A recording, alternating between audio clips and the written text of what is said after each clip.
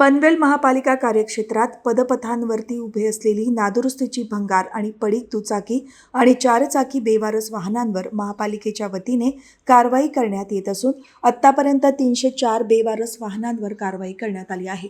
यासोबतच पालिका हद्दीत सार्वजनिक रस्त्यांवरील सुमारे 57 बेवारस वाहनांना दंड आकारण्यात आला आहे। इतर बेशिस्त वाहन पार्किंग करणाऱ्या बेशिस्त वाहन चालकांचे कारवाईच्या भीतीने धाबे दणाणले आहेत।